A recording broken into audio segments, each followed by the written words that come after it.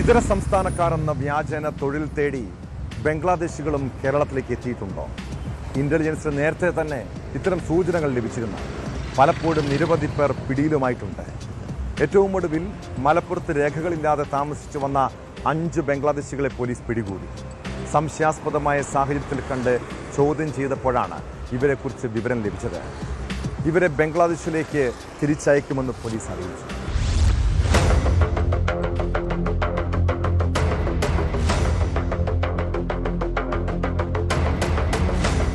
മതിയായ രേഖകളില്ലാതെ ജോലി ചെയ്ത് താമസിച്ചു വരുന്നതിനിടെ കൊണ്ടോട്ടിയിൽ നിന്നാണ് 5 ബംഗ്ലാദേശ് സ്വദേശികളെ കൊണ്ടോട്ടി പോലീസ് പിടികൂടിയത്. ബംഗ്ലാദേശിലെ കുഷ്തിദ ജില്ലയിൽ നിന്നുള്ള മുഹമ്മദ് റജു ഹുസൈൻ, മുഹമ്മദ് ഷാഹിബ് ഹുസൈൻ, മുഹമ്മദ് ഷാക്കിബ് ഹുസൈൻ, മുഹമ്മദ് ഷമീം, മുഹമ്മദ് ഷമീം ഹുസൈൻ, മുഹമ്മദ് അബ്ദുൽ അവൽ, മുഹമ്മദ് ഹാക്കിം സർദാർ എന്നിവരാണ് പിടിയിലായത്.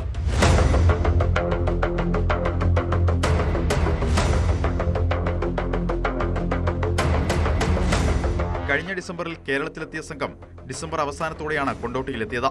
കപ്പലോട് കയറ്റുന്ന വാഹനത്തിൽ ജോലി ചെയ്ത് ഇവിടെ തന്നെ താമസിച്ചു വരികയായിരുന്നു സംഘം.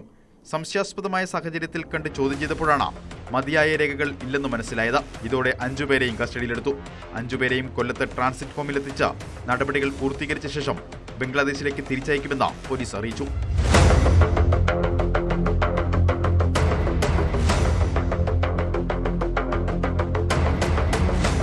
ന്യൂസ് 18 തിരൂർ. കൂടുതൽ വാർത്തകൾക്ക് news 18 Keralam YouTube channel subscribe ചെയ്യുക.